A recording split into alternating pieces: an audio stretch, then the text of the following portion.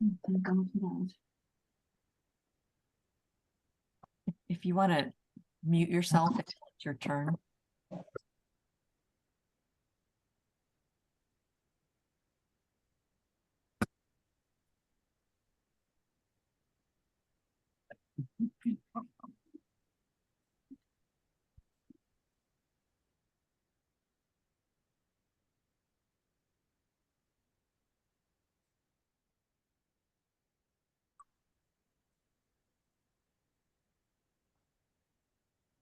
You want to start the intro and I'll let people in then?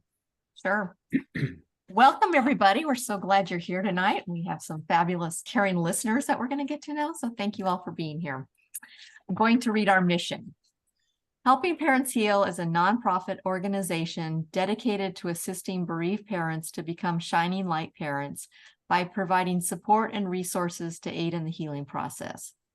We go a step beyond other groups by allowing the open discussion of spiritual experiences and evidence for the afterlife in a non-dogmatic way. Affiliate groups welcome everyone, regardless of religious or non-religious background, and allow for open dialogue. Attendance today at the Helping Parents Heal meeting is voluntary, and we are here for the benefit of learning from and sharing with other parents whose child has passed away. It is understood that our discussions are intended to be confidential and not designed to replace traditional therapy or spiritual counseling. However, these Zoom meetings are very healing to parents all over the world, and they are all posted on YouTube so that affiliate members who are not in our time zone can also watch. Helping Parents Heal offers a wide variety of speakers to allow parents to be informed about many possible ways to heal, to connect with their children, and to learn about the afterlife. The views expressed by our guests do not necessarily reflect those of Helping Parents Heal, and we ask that you take from their presentations whatever may benefit you personally. So thank you all, and I'll pass it over to Mark. Thank you very much, Lynn, and thank you for everything you've done to help us do these. You're amazing. Well, welcome everyone. This is such an honor. Some of you know I've been studying existential questions for 50 years since I worked in hospitals and was around dying people just about every shift. And so I know a few things about it. And one thing I know is that only the most evolved souls, or those moving toward becoming highly evolved, were willing to take on the possibility, things aren't set in stone, but the possibility of something like a child passing. And from a human perspective, which is very limited, it seems like the most horrible thing. Why would anyone choose that? But from a cosmic perspective, it's such a huge opportunity for growing, for awakening, for serving others. And you're about to hear from 5 parents who have made that journey from grief and pain and shock to being shining light parents. And if you see me getting teared up or choked up, it's real, because I'm blown away. I truly am impressed. It's a sacred honor to be introducing or to be interviewing parents like this. So without any further ado, Joyce has agreed to go first. And by the way, everyone, all the attendees, if you're not muted, please do. And that way we won't get feedback and interruption. So Joyce, you know the questions, but I'll ask them so that people can keep on track here. And I'm losing my Jan. Would you mute, please, so I can see Joyce?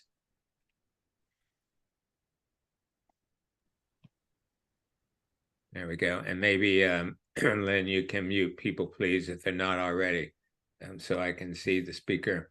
All right. So Joyce, the first question is, tell us about your children, please. Your child, name, when and how they changed worlds, etc. First of all, I'd like to say that I'm honored to be here with you, Mark and Lynn, and blessings to you both. I am Joyce McLaughlin. I live in Northeast Tennessee.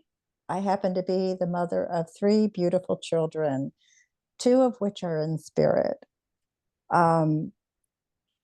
Holly was born in September 28th, 1972, and she passed at the age of 2 from a seizure disorder, failure to thrive, and a constellation of other syndromes.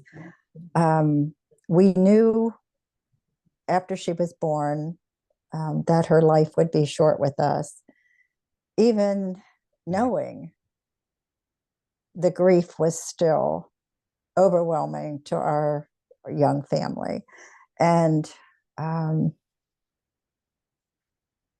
it was just devastating. And at that time, 1974, there weren't grief groups around, and there weren't counselors that dealt with a young family, a young mother with 2 young children. So at that time, it was suffering in silence, grieving in silence. And my daughter, Michelle, my oldest child, was 45 when she transitioned, and she was murdered by an ex-boyfriend. Of course, the call in the middle of the night was devastating. She was, in her lifetime, she was a scholar, a writer, an artist, witty, just devoted to her profession. She had gotten her PhD in counselor education at age 42 and went on to teach at the University of Webster University in Melbourne, Florida. And she was there for a while. And we were, it was interesting because she was on a spiritual path. And we were talking about the afterlife and, things like that. And I thought it was odd, but anyway, it just shattered my world. Sure. Not only because of her education, but because that was the second child that had passed. Well, thank you for that, Joyce. And how did you learn about helping parents heal, and other services did you first utilize? I have to tell you, this is, everybody had something to do with me finding helping parents heal, including my daughter, Michelle. After Michelle passed and I had a dream visit from her. She was getting ready to get on a plane, and she said, "I'm okay, Mom." I wondered where she was going. And through, I don't know, I went down a rabbit hole for a few years, grieving, not knowing what to do with my life, not knowing how to handle this. And I was on YouTube, and I was in an IANS conference.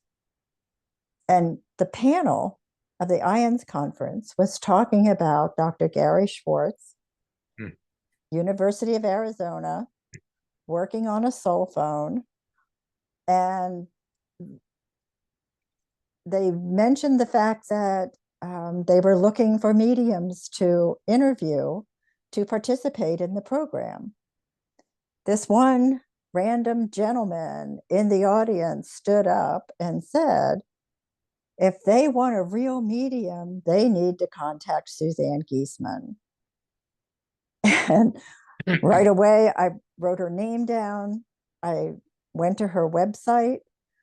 I saw that there was a waiting list, but I still put my name in. I mentioned that I had 2 children in spirit, and I wanted to know where they were and what they were doing. I got a call back from her facilitator, Lynette. I got a reading within 3 months. During the reading, with all the evidential information that I got from Suzanne, she said, "Your daughter is telling me that you have PTSD." And she said, you would benefit by joining Helping Parents Heal. And I didn't know anything about it. I belonged to other groups, Parents of Murdered Children, Compassionate Friends, and I wasn't healing. And she said, you will find help and healing and joy again. Nice. That's how I found Helping Parents Heal. Yes. And let me ask you, Joyce, how have you sensed over the years, Holly and Michelle, have you been able to most notice their living presence? Well, Michelle has been very active in my life since her passing.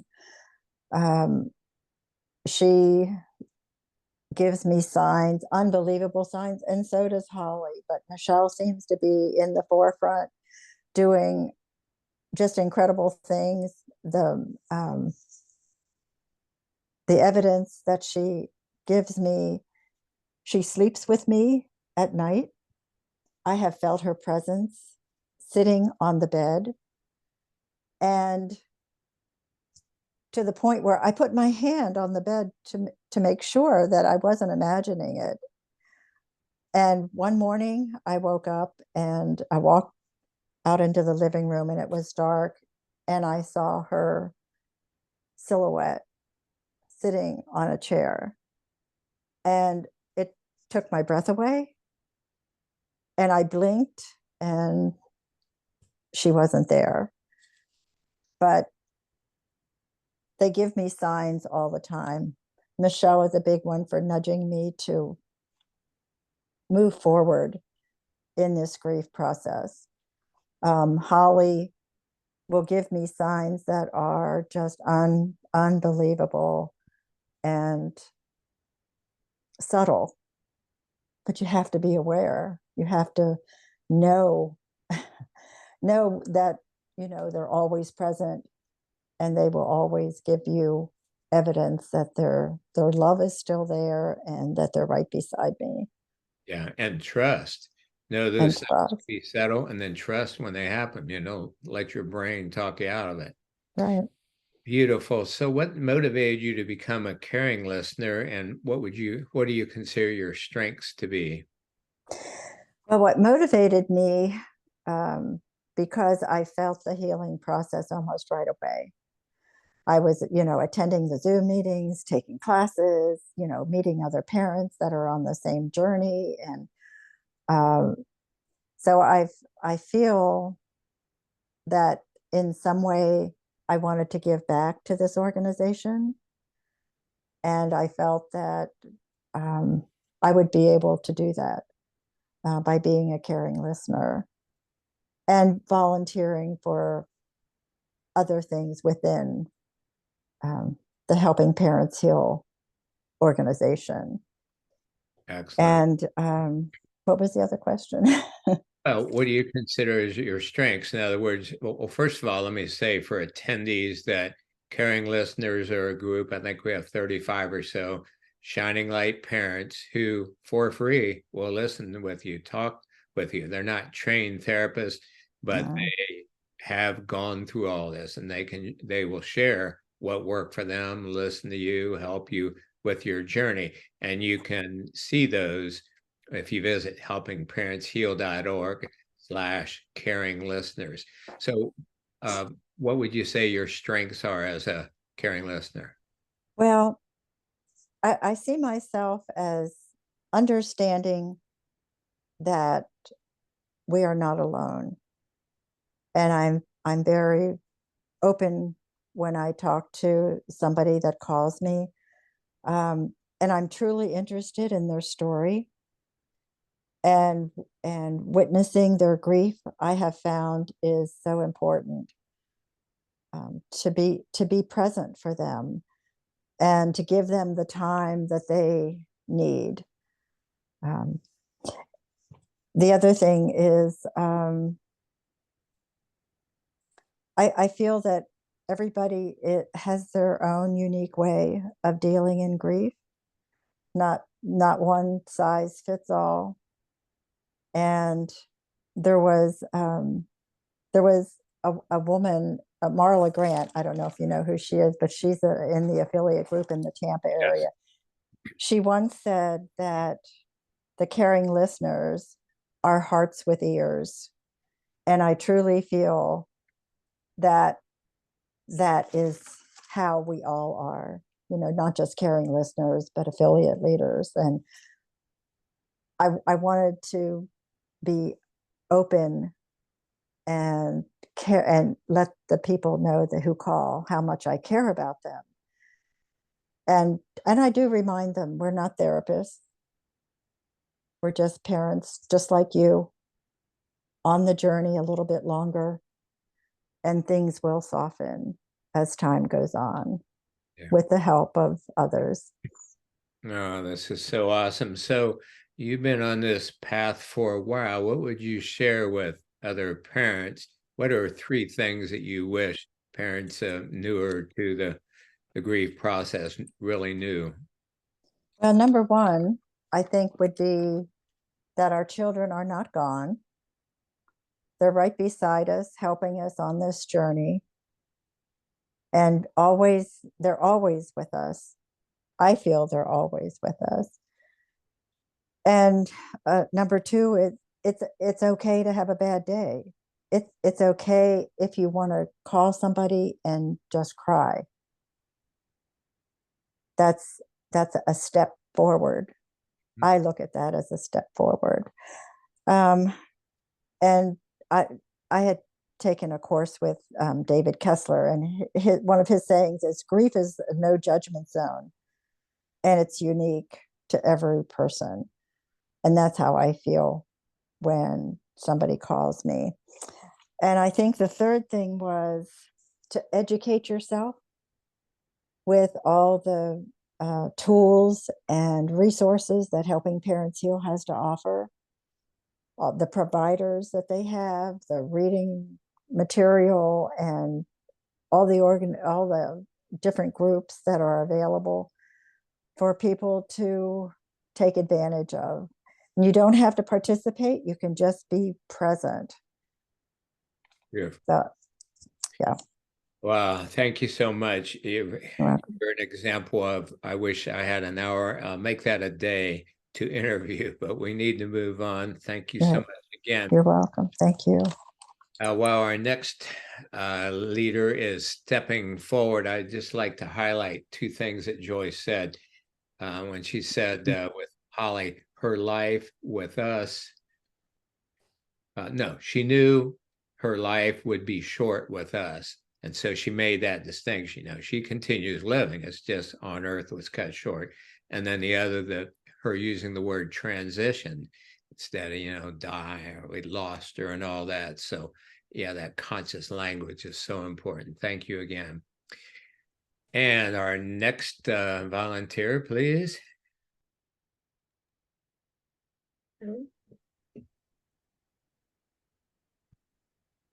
I'm happy to go if you want. Speak up. I'm happy to go. It's Allison. Okay. So Allison, for you, tell us, please, your child or children when they passed and so on, please. First of all, thank you so much for having me, and just hello to all the parents out there. My son Davey transitioned in July of 2016 from a single car accident, but I didn't really focus on that. I never even went out and saw the site. I didn't even know anything about the accident. I was so focused on finding him because he gave me a little gift. He gave all of us a little gift before he left. I don't know what I would call it. It's like he had an enlightenment. A couple of days leading up to the accident, he told his father and then the family and his best friend, he came up to all of us and said, I know God exists. Well, this was a kid who, he went to church when he was young and did a little young life in high school, but he wasn't really religious. And he was adamant to all of us that we know that God existed and that there was more to life. And I got to talk to him the morning of his accident. And he said to me, Mom, I'm so excited to talk to you about this. I know God exists. And I was like, Davey, this is so cool. I can't wait to talk to you, but you're freaking your father out. your dad's like not sure what's going on here. I said, could you just tone it down a little? And he said, Mom, you never have to worry about me. I'll never leave you. And I was like, oh, okay. And then he said, you just get me. You're my soulmate. And I had never heard that before. I had heard that in like a loving relationship, but I had never heard that in any time before. So I feel like I got this gift to lead me on this path. And so when he transitioned, I was like, he's not gone. He's physically not here, but he's not gone. Nice. Okay, you're gonna have to give me a second. God, is that strong? Woo. Yeah, and as you say, a lot of parents. I takie właśnie paradoksy się zdarzają, kochanie. Takie rzeczy się zdarzają. Yeah, let's block her, please, Lynn. I've not been able to mute her. As you say, some parents will look back and realize they did have signs, they did have warnings to help them prepare. So tell me, please, how did you first learn then about helping parents heal, and what services did you use? I really don't remember the exact moment I learned about helping parents heal. It was pretty early on because I was going for my degree in the afterlife. I was reading everything, watching everything. And I saw some groups and their message did not resonate with me. And when I learned about helping parents heal and their message, I was like, that's where I want to be. And I joined an affiliate group and we got to talk about our kids and share them. And it helped me heal. And then our affiliate leader, one of her other children who was still living, ended up in the hospital one night. And all of us thought, what can we do for her? So we got together and we did a meditation prayer for her daughter. And she ended up being okay. And the next day we said to her, we had done this. And she said, you'll never know how much that meant to me. So then we started a Helping Parents Heal meditation group that we do once a month now, where we send healing energy out to anybody can put their loved ones on, and we will send healing energy to them. Beautiful. And so what have you learned about how you can best sense your son's presence? My mantra was this: I want to feel you so spiritually that I don't miss you so badly physically. And I said that every day to myself, and I thought that. And so my goal was to do that. And so I had to raise my vibration. I had to get healthy. I had to walk. I had to eat right. And then I would get quiet and I would listen. And I just had to fake it sometimes, right? I would picture him sitting next to me and I'd start talking. And after a while, I got into it and he was talking to me. So it was almost, I hate to say fake it till you make it, but I kind of had to do that. My body didn't know the difference, that he wasn't sitting right next to me. But when I'm in meditation talking to him, my body calmed down, it healed. I could feel the love from him. And it was so beautiful. So I would meditate, I'd walk with him. In the car, I'd talk with him. The other thing I found really helpful was acts of kindness. So I didn't want people to give me flowers and food. And we asked them as a family to do acts of kindness in Davy's name and then post the stories. And it helped me so much because it made me feel like his spirit was living on through all these beautiful stories that people did. I wish I could share them all with you. They were amazing. And during my time of grief, that's what I really held on to. But even today, I feel like Davy and I do this all the time. I feel like he's sending me to people or to do things, to do these acts of kindness. And then I'm like high-fiving him after, like, hey, thanks for sending me that. Like, for example, not too long ago, I was at Home Depot and I saw a man and he was asking for money. And I went up to him and I was happy to give him money, but I stopped him and I said, are you okay? And I just talked to him and I saw him and we had a 30-minute conversation in that parking lot. And it was so beautiful. He had told me his mother had transitioned and he was going through a rough time. And I just saw him and listened. And he just thanked me. And afterwards we were high-fiving each other. And I felt Davy through that. So I just think he sends me these things to do and I have fun with them. Yeah. So. And it's a way to honor your children and make them proud. So you started off that by saying, I want to get the exact quote. And Lynn, if you could write this down, you said like your intention, your goal is to feel him so strong spiritually that you didn't have to have him around physically. How did you say that again, please? Right. I want to feel you so spiritually that I don't miss you so badly physically. Oh God, that's a good one. Phew. And I feel like I've gotten there, Mark. I mean, of course, I would trade anything to have him here. All of us would, but that's not a choice, right? We have to go on. And I want you guys all to know, the parents on here, you can feel joy again. And if you're just walking through the grief journey right now, I understand, but there is hope. I promise you. You just have to, it's like you're learning a new language to connect with your kids. Yeah. So what motivated you then to become first a caring listener and start the meditation group? And what do you feel are your strengths you offer with others with that? I really wanted to get the message out that they're not gone. I tell all my friends, I tell everybody they're not gone. And that's how I feel with the parents. I want them to know they're still here. You just have to learn how to connect. Yeah. And was there a point in your healing where you just knew it was time to serve others?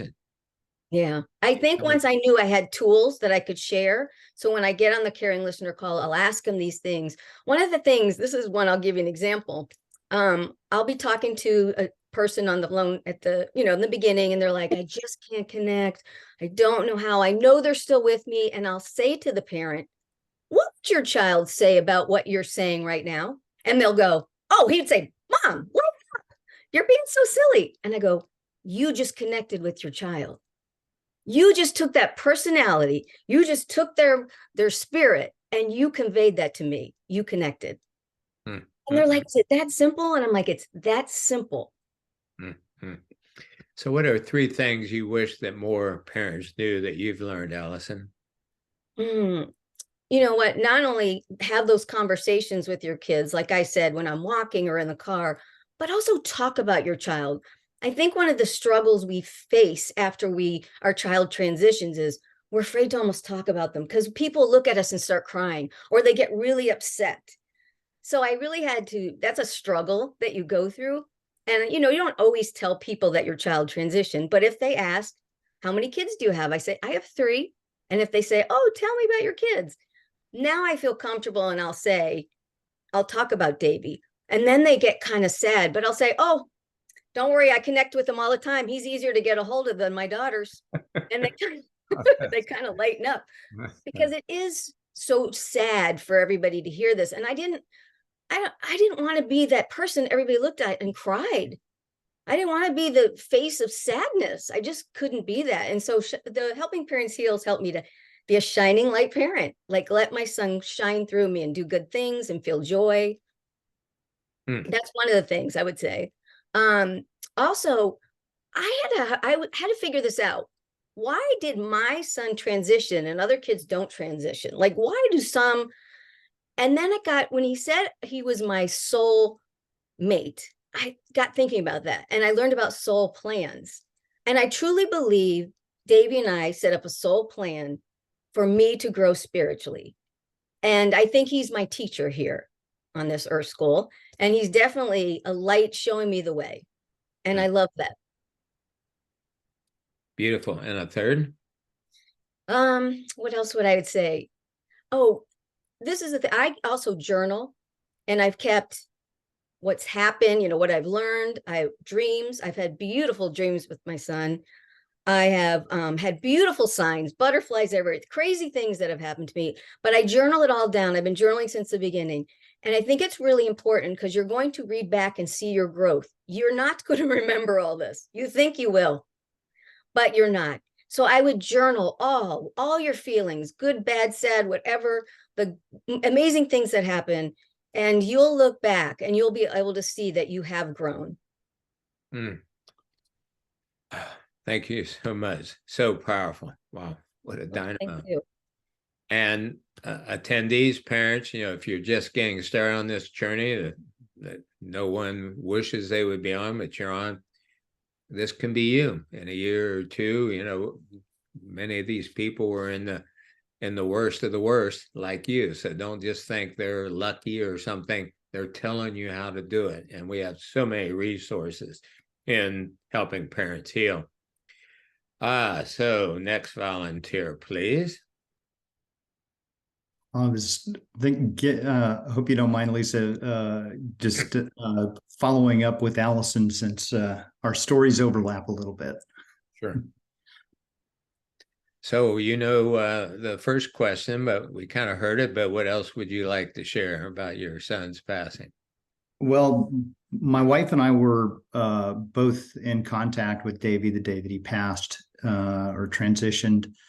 And he and I were working together during that time and on a business. And he just went through this incredible change in the 3 days leading up to his car accident. And it was, it freaked me out, to be completely honest. It terrified me because he went through this rather dramatic change in personality. He was very loving, and he always was, but he had this, I can only describe it as a spiritual awakening. And the morning of his transition, I was extremely worried about him. He had gone off for a run, and he came back home, and he just came up to me and he hugged me and he put his face against my face. Just, he was 24 years old at this time. And I just remember his, the roughness of his skin hitting mine. And he just said, "Dad, don't worry, I will never leave you."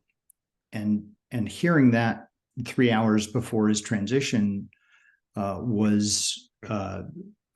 was something I reflect on all the time. It's been 7 years, and I reflect and hear that every day. And so that was a big part of that beginning process. But I just want to touch on one thing, Mark, which was, you had mentioned that a lot of parents go through these dark times, and you see, shining light parents, and we're in a good place right now. And I can tell you that it was exceptionally dark in the beginning. I would not wish that experience on anyone. And so I hope you can appreciate that we didn't just kind of like glide into it. I think what you said, Mark, was really important. It is kind of a crucible that parents have to kind of go through, and to find your way through that is really important. And that's why I think helping parents heal is just so important, because there is an opportunity to find a way to get to that next state. And that's just so important. Yeah, great. So what have you learned, David, the best ways to sense Davey's presence? It's really about getting out of my own way more than anything else. It is when I am open and accepting, and not trying to put the conditions of the way that I wanted to experience him there. And what I mean by that is, in the beginning, I would just say, "I just want to see you one more time. Can I just see you? I just need to see you." And like physically, and it was always a specific thing that I was looking for. And I would miss the subtle things. I would miss the subtle signs. I would miss the voice in my head that was him very clearly. So there was a lot of, it wasn't so, the thing that was interesting to me was that it was not about Davey reaching out to me. It was about me allowing him in. That was the most revealing thing for me, was just learning how to get out of my own way and allow that in. Wow. And I got to tell you, when you said, "Hear a voice in my head, then I know it's him," just then I heard, "Mark, you guys need to create a book from these interviews and capture, these key phrases and the wisdom, because there's so much here. So if you can make a note of that, and yeah, let's do it. I mean, God." So yeah, thank you for him. Okay, yeah, that one got me a little, wow. So for attendees, for parents that are considering they want to talk with a caring listener, what would you say your strengths are? And then same way with your meditation class. Yeah. I think the most important thing that any caring listener brings to the table is being an active listener. Is really, it is more listening. I'm very adamant about not being prescriptive when I talk to parents and saying, here, do this and you'll feel this way, do this and you'll feel that way. That does not work. What I have said was I will listen. And if I can draw on observations or say, well, here's something that I experienced something similar, and this is how I handled or processed that, that could be helpful. The second is identifying some of the tools that I've used to be able to go through that healing process. Learning the importance of meditation, learning about how to manage your own thoughts and thought process, and kind of getting, again, out of your own way and being able to listen more is a really powerful tool. And probably the third thing would be, I do talk to a lot of parents through caring listeners, but I tend to get more, because Allison and I will compare notes. We'll just mention, hey, I talked to this person. I tend to get a lot of dads. And if you look at most of the Helping Parents Heal groups, it is predominantly a female demographic. And I think that sometimes fathers have a very difficult time opening up, having a resource to be able to talk to about this. And so I do have a fair number of fathers that have either reached out directly or have been encouraged by their spouses to say, can you talk to him? So being able to take that perspective, I don't want to try and say that, men should talk to men and women should talk to women, but sometimes it does help to have that kind of different perspective. It's just more relatable. 3 things you've learned, David, that you would like to share with other parents you wish they knew more deeply? More than anything else, it really is that your child is there with you all the time. And I mean, it is one of the things that I offer to people is that if you if you're upset or unhappy about your child not being with you, but you knew that your child was actually there, that if you could express gratitude for them showing up and thanking them, if you get a sign, thanking them that they gave you that sign. What I've found is that the more that you express gratitude for the things that you experienced, the more that those things happen. The more connection you feel, it builds on that because it's an acknowledgement. It's no different than when your child's a little kid and they come to you and they show you the little drawing that they made in school. And, if you just go, oh, that's nice, and you throw it away, be like, well, that's sad. But if you proudly put it up on the refrigerator and point to it and say, look at this thing. It's almost the same kind of thing when they communicate with you, when they reach out to you. It's just expressing that gratitude that, oh my God, thank you so much for that. That meant a lot to me. It opens that up to getting more of it. Excellent. Yeah, thank you about mentioning gratitude. I've heard it said that the energy of gratitude is the closest to that of the creator and sustainer of all life. So awesome. One more thing that you wish more parents knew? There are a lot of people that are pulling for you and will do what we can to help. Ultimately, you're not on this journey by yourself. There are so many people, there are so many resources out there that you can tap into. And if you don't hear the voice that resonates with you, keep looking, because you will find a voice that resonates with you, and just keep looking. This is a spiritual journey for you, and just allow it in, and you can start that process of healing. Nice. Thank you very much. Excellent. Wow. Lynn, you may have to step in. I'm getting blown away here. So much energy, so much love. Who's our next volunteer, please? I'm happy to go. Okay, thank you, Lisa. Well, thank you. I'm honored to do this. I just feel like, wow, Allison and David, you just shared so much of what's in my heart and what was on my tongue. So I'm not sure how to follow, but I'll do my best. My daughter Amber was born in 1989. She was my firstborn. And between her and my son, I suffered 3 miscarriages. So I had that kind of grief going, but then in 2014, Amber passed. And I do tend to use the word passed. Transitioned doesn't come off my tongue as easily as it does for some people.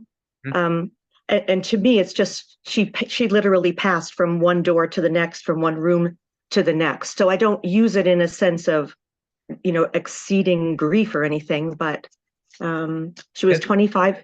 Yeah, it's a Go fine ahead. word. It really depends on the preposition toward passed on versus passed away. And her name again, please? Amber. Yep. Amber was 25 when she passed. Okay, all right. And she had suffered from an eating disorder since the time she was 14. And just, she had so much success in life and such an exuberant person and such an old soul, such a funny, just witty person. But that was just a demon that she struggled with for well over a decade. And in the end, Yeah, and it passed. seems like a demon. But like some of the kids who pass on by suicide or other problems, could it be that they love so much that they're willing to try to wake more people up to what is affecting our kids' brains, all the chemicals and toxins and so on. So yeah, it might be a much brighter story than that. And since she's passed, that has really, really come to light, that she has just affected so many people in so many different ways. And just like David and Allison said, several days leading up to her passing, there was a complete change in her and in some of the things that she was saying, as if she was preparing us. I mean, 2 days before she passed, we were talking about, this new relationship that she had and talking about having grandchildren someday. And she just out of the clear blue said, "Mom, I think we both know that this body's not going to have any grandchildren. Like, why would you say that?" Wow. Yeah. And then the night before she passed, she sent me a text saying, "I don't know that I want to be where I am right now." And I said, "Well, I know you'll make the right decision if you don't want to stay." And that was pretty much the end, the last that we heard from her. So I think that I think her soul knew that weekend was her time to go. Yeah, some mediums say the timing is set as much as 6 months ahead in quote spiritual realms. So how did you find out about helping parents heal, and what of their services did you use first? Yeah, I think I was divinely led to helping parents heal because I don't actually recall who it was that sent me there. I was in several other organizations, and I wasn't healing. I was kind of sitting around with people, just telling our child's death story, going around the circle, telling that death story. And it really, we weren't going beyond that at all. It was, I never came out of there feeling any better than when I went in. And I don't really recall exactly how I was led, but it could have been just from a post I saw on Facebook or something. But I was very much like Allison. I was determined that there's no way that you could take that bundle of energy, that intelligence, that wit, that loving spirit, and just, it couldn't vanish. It couldn't go somewhere. So I had to find out, where did it go, and how could I still have a relationship? How could I still communicate? And so I was just driven. I don't know how. Oh, and that is exactly the kind of statement we need to get in the book and get out. How powerful is that? Thank you. Wow. So what have you learned about how you can best sense Amber's living presence? Oh my gosh. From the very first day, literally from the very first day that she passed, she was sending signs. And I'm so grateful that I had that desire to to communicate with her right from the beginning because I was so open to it. And I mean, she's truly is more of a presence in my everyday now than she was, living 5 states away from me when she was alive. I get a lot of it is her wit is very different from mine, and she has a very quick, snarky kind of wit. And it's just something will be going on, or I'll be doing something and maybe I'll make a mistake or whatever. And I'll just hear that voice, in my head. And I know it didn't come from me because I don't have that. So I know it's her. And I just look up and I'm just like, yeah, you're right. Okay. Gotcha. You got me, thanks, honey. That kind of a thing. But she's just very, very present in our lives.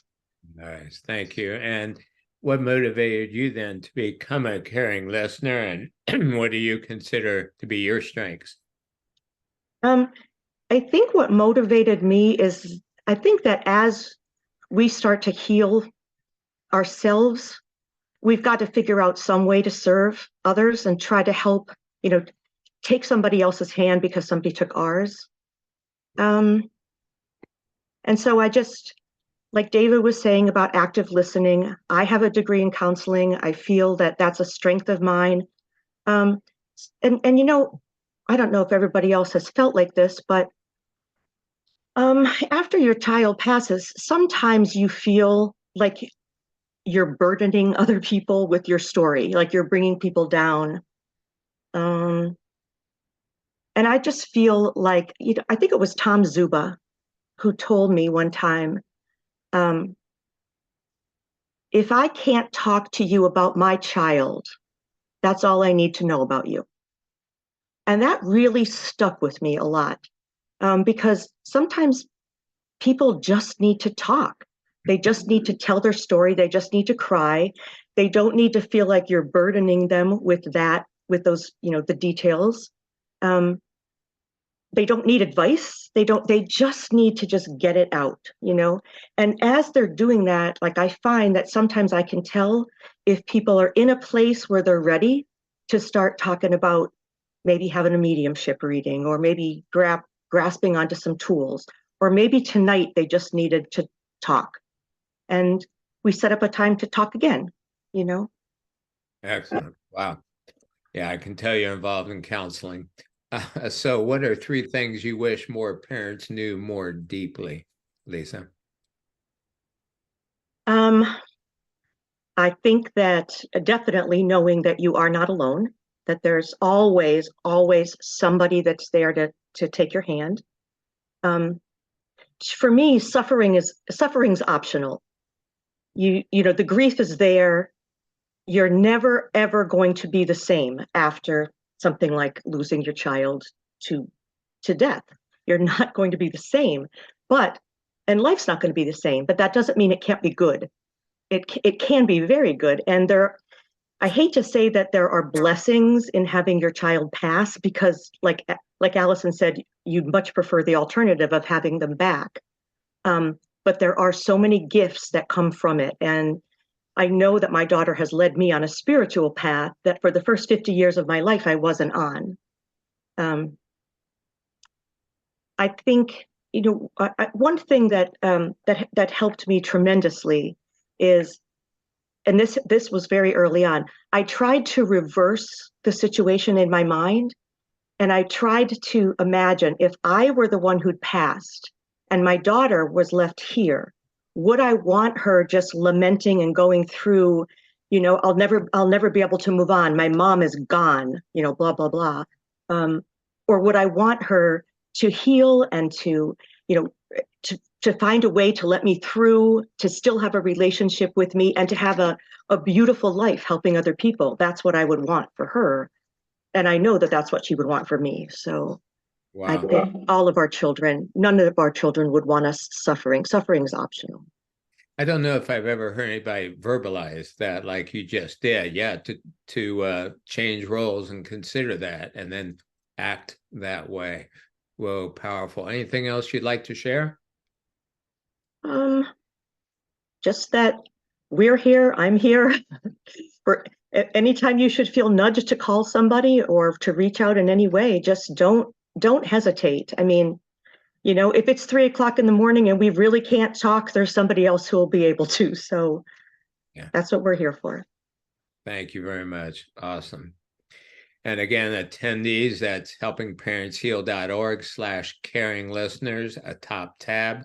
And you'll see the list of people, their bios, and then their contact information. So they're there and ready to help and listen, and hope you take advantage of them.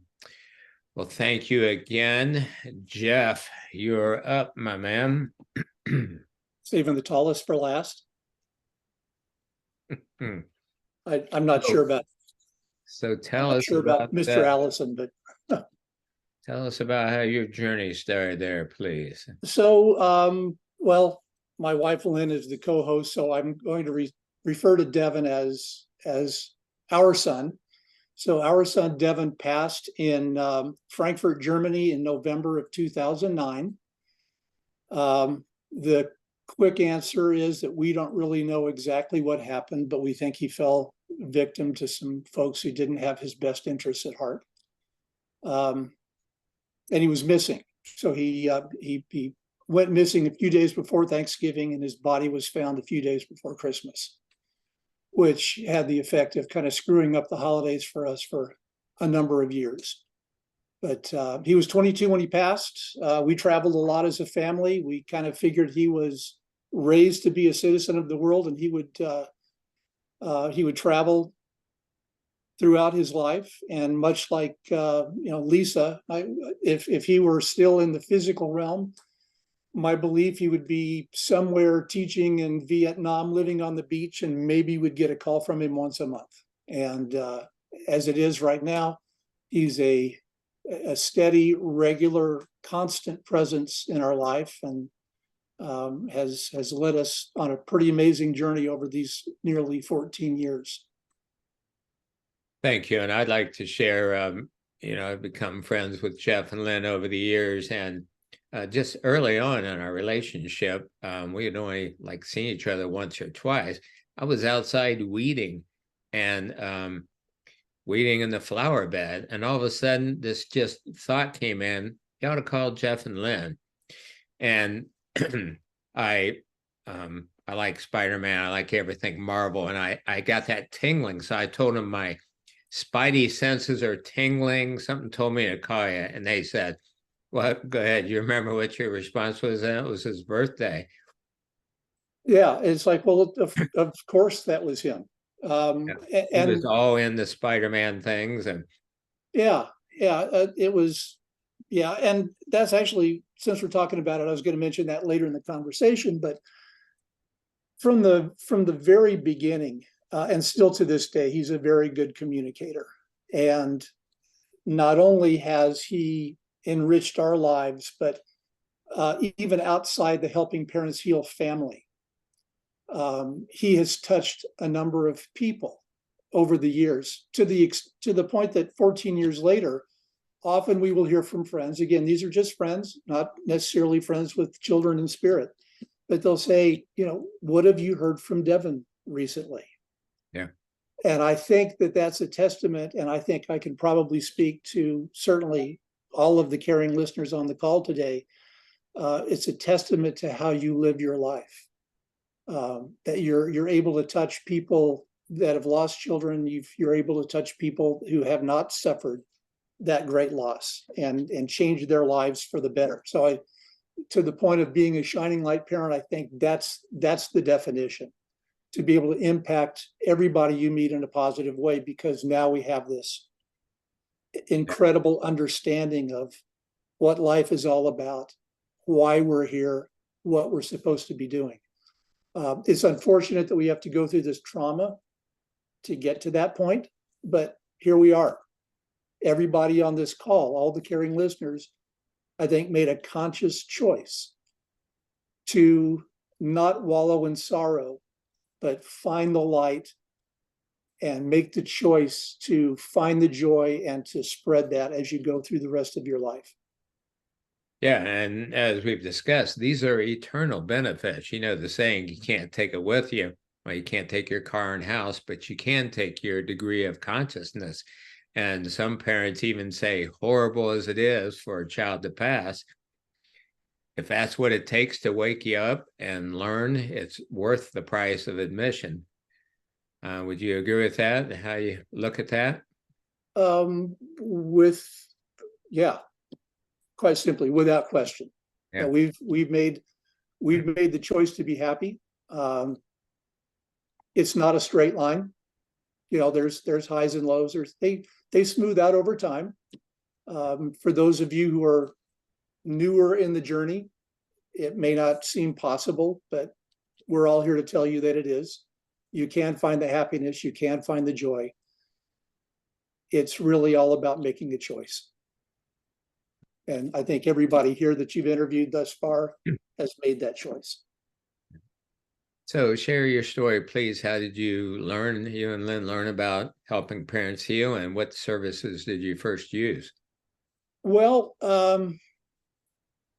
we were fortunate to sort of live in the epicenter of where Helping Parents Heal was founded. And Lynn and I like to refer to Devin not only as Spider-Man, but as the puppet master. Okay, these are, this is Devin kind of pulling the strings to make us dance. And I think we really believe that he put the right people in our path. He had us playing in traffic on the correct street. And a friend of ours had a reading with a local medium named Deborah Martin a few days before Devin went missing. When she found out that Devin was missing, she called Deborah and said, "Hey, my friends have a child that's missing overseas. Is there anything you can do?" She reached out to Lynn. She became a close confidant, an escape valve, a life preserver, however you want to describe that, to Lynn. And as it ends up, she was good friends with Mark Ireland, who was one of the founders of Helping Parents Heal. So she got us in touch with Mark and Susie Ireland. Mark and Susie Ireland introduced us to Elizabeth and Cyril Bassan. And I think if we go back, we were probably the 12th and 13th members of the group that became Helping Parents Heal. So from that to 26,000 some odd members that we have now. So, Puppet Master kind of put us on the path to meet the people we needed to meet, because like some of the other interviewees mentioned today, we tried our hand with some other groups. And I think we went to one group and we walked out, and Lynn, we were very quiet when we walked out. And Lynn looked at me as we got to the car, and she said, "If this is our future, we are doomed." Yeah. And then 30 seconds later, we get to the car. She looks at her phone, and she had just gotten a call from Devin's cell phone from Prague. So again, a little note for him saying, "It's okay. I got this. Be patient. We're going to get you with the right people." Awesome. What would you share with other parents, Jeff, about how you've been able to sense Devin? He was not subtle. He is not subtle.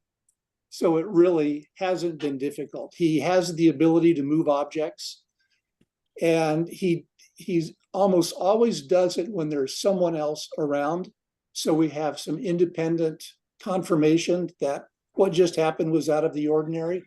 It usually happens when we're talking about him, but he's knocked boxes off of tables. He's made, if you see the big pots in hotels and they've got the big smooth river rocks in there, he's made those pop out of the pot and do things like that. So it's not only the physical ability that he has, but getting us in touch with the right people. He is a good communicator. He has reached out to people that didn't know us, but knew people that we knew. And a call that Lynn would get frequently is, "Hey, Lynn, I've got somebody on the other line who said she has a message from Devin, and Devin said he's not going to leave this person alone until this person's able to relay it." So again, we kind of just sat back and let it happen. Exactly. Beautiful. And what would you consider your strengths as a caring listener? This is going to sound repetitive. Being an active listener, I think I'm especially good with dads. I think David mentioned that as well. As David knows, as a lot of the guys here know, guys and gals grieve differently. And I think David hit it, right on the head. Since the female presence is so overwhelming in a lot of these meetings, generally speaking, you will find guys don't want to share in that environment. They will share with other guys.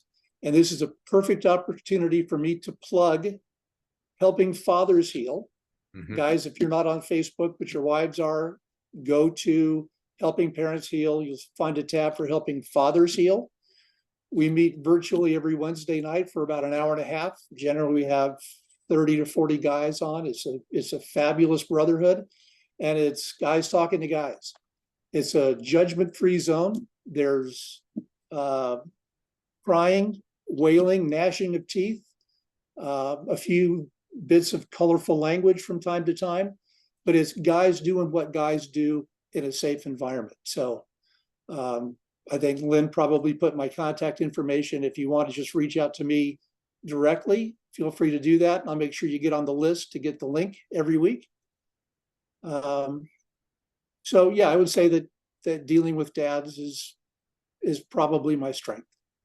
Nice. And what are 3 things that you wish more parents knew, aren't far along on the path of these shining lights tonight, knew more deeply? Well, I think I mentioned one, which is living your life. First of all, the title of Suzanne Giesmer's book is still right here. Yes, our kids are right here. Everybody said that. I'll go one step further, because I believe our kids on the other side are our biggest cheerleaders. I think they absolutely celebrate anytime we recognize a sign that they have sent. They want us to find the joy. They want us to be happy. We've talked about vibrations and things like that. I think when we are happy, when we find the joy, we're vibrating at a higher level.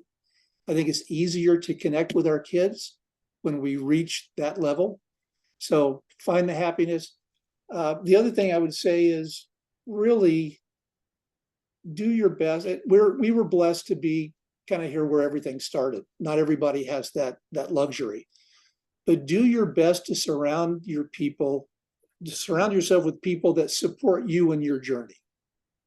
If you have people in your community that you could get together with that will actively listen to you talk about your child, I think all we want is for our children to not be forgotten. And I know Lynn and I found a great deal of comfort in talking about our son, Devin. We did not have a lot of filters early in the journey. We probably shared too much. We drove some people away. But at the end of the day, those people weren't destined to be, long-term members of this journey. But we did find people who found solace, found joy and amazement in our story. Those are the people we hang around with.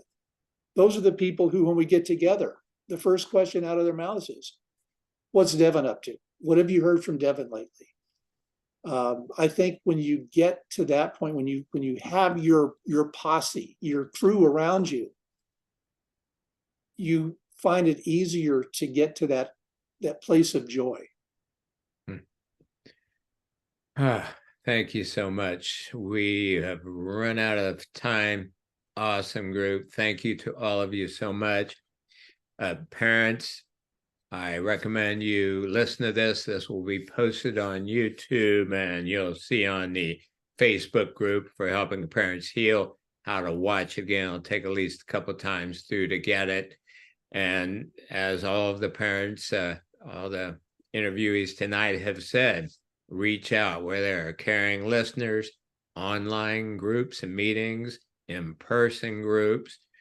We're truly here for you. We will help you get through this. Lynn, anything you would like to share while we part? No, another amazing group of people, caring listeners. Thank you all so much. And thank you for the rest of you for being here and sharing with these beautiful people. And if you ever need to reach out to a caring listener, please consider these people, or if these don't speak to you, check out our caring listener page. And Wednesday night, we'll have more caring listeners. So come on back. Hey, Lynn, if I could cut in, Cheryl just reached out and said that, there's no support where she is. And I just say you would be a perfect candidate to pick up the phone and reach out to a caring listener. Look at the bios, see if there's anybody on the list that you might really connect with, and try several. See if you can, if you have to build your community virtually, that's what you have to do. But Yes. there's at least 5 people here that would be happy to pick up the phone if you called. Thank you so much again. Take care, everyone. God bless. And get 3 energetic hugs before you go. Thank you, Mark. Love you guys. Take care, everyone. Thank Love you you. guys. Thank you. Thanks, everybody. Take care. Take care. Thank you. Bye-bye. Thank you, guys. Thank you.